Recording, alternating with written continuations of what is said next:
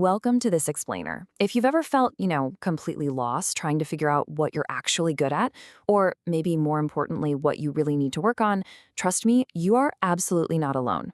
Today, we're going to take that anxiety-inducing chore of self-evaluation and transform it into an actually empowering journey. We're mapping out your true capabilities. All right, let's just dive right into the universally dreaded question that makes literally all of us freeze up. What is your greatest weakness?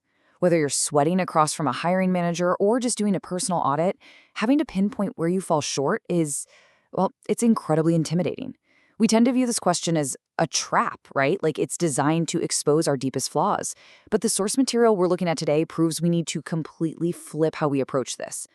So before we go any further, we've got to reframe this whole concept. We are not talking about static, permanent flaws here. Instead, think of them as exciting areas for future growth. The word weakness just carries so much heavy negative baggage, but if you shift your mindset, if you view it simply as an area for improvement, you instantly stay focused on the future and what you can actually do to get better. Honestly, sometimes an apparent weakness just means a certain activity isn't your jam, and acknowledging that, that's a massive strength in itself. To tackle this from the inside out, we've got a really clear roadmap today. First, we'll uncover the truth about your traits. Second, reflecting on actions and desires. Third up is the reflective best self exercise. Fourth, assessing your true abilities. And we'll wrap up with nailing the job interview. Let's get into it. Moving right along to section 1, the truth about your traits, where we'll be looking inward to discover your core values. You see, building a foundation on your core values dictates what a strength actually means to you personally. It's practically impossible to identify your strengths and weaknesses if you haven't taken a second to clarify the fundamental beliefs that drive you. So, to do this, try keeping a quick journal of your spontaneous reactions. Just jot down the activities you do during the day and rate how much you actually enjoy them. Then ask yourself some really revealing questions to pinpoint what you truly value. Like, imagine your house is on fire. Don't worry, all the people and pets are totally safe. But what 3 items would you save and why? Look at your answers and hunt for the themes. Living a life aligned with those core themes, that is the secret sauce for real satisfaction and success. All right, section 2, reflecting on actions and desires, and monitoring those spontaneous reactions. It turns out our spontaneous reactions tell us way more about our true abilities than our carefully planned ones do. Let's look at a couple of examples. In a high-stress emergency, like seeing a sudden fender bender, do you immediately take charge, or do you instantly look around to collaborate and find someone else to help? Or think about a low-stress event, like walking into a crowded room. Do you want to work the entire room, or do you find a quiet corner to connect deeply with just one person? Here's the thing. Whether you take charge or seek help, or whether you socialize with 100 people or listen deeply to one, both sides of these scenarios reveal completely different yet equally valid natural strengths.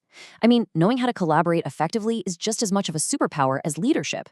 So once you've tracked how you act, you need to ask yourself this exact question to uncover what you genuinely desire.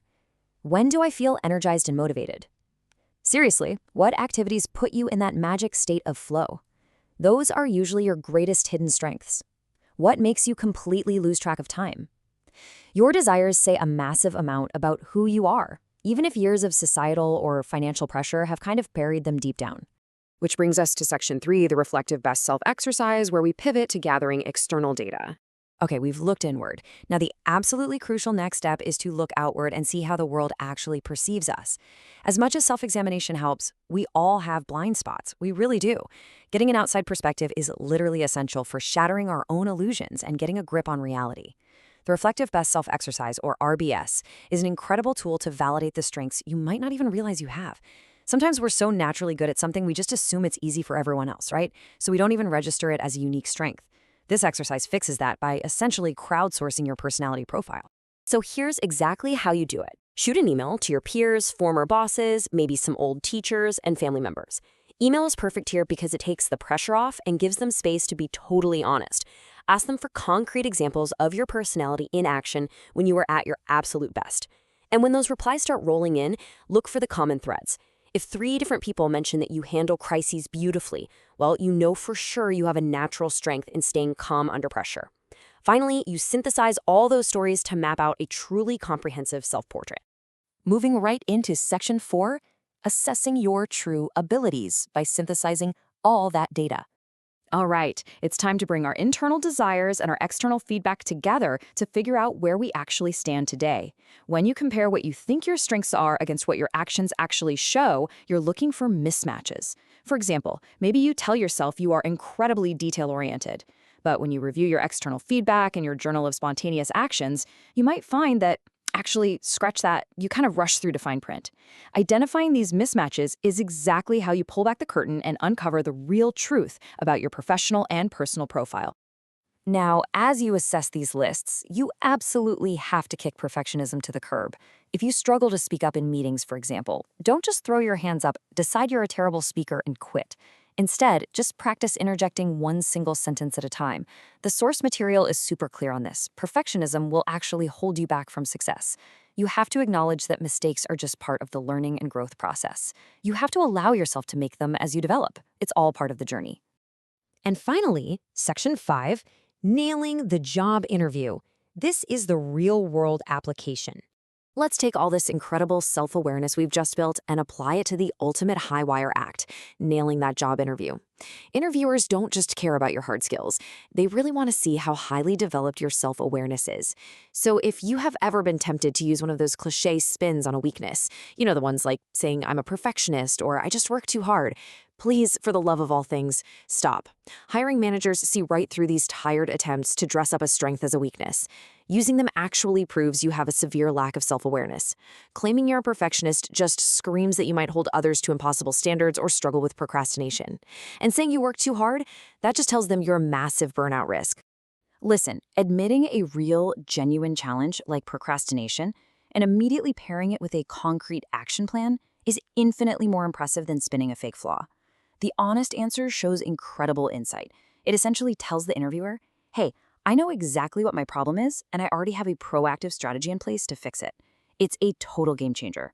So by following a clear strategy, exhibiting honesty and confidence, acknowledging the tricky parts of a challenge, detailing your exact strategy to overcome it, and providing concrete examples, you can confidently discuss your true skills without ever sounding arrogant or relying on false humility. Don't just sit there and say you're a great communicator.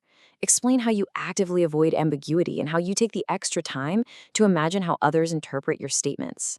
That kind of real-world concrete example proves your strength is the real deal. I want to leave you with this final thought to really spark your curiosity today, because the journey to self-awareness, it always starts with just a single, honest reflection. So what is one step you will take today to discover your best self? Whether it's drafting that very first email for your reflective best self exercise, or literally just taking 10 minutes to journal what truly energizes you, the power to map your own potential is entirely in your hands. Thank you so much for joining me for this explainer, and I highly encourage you to take that first step right now.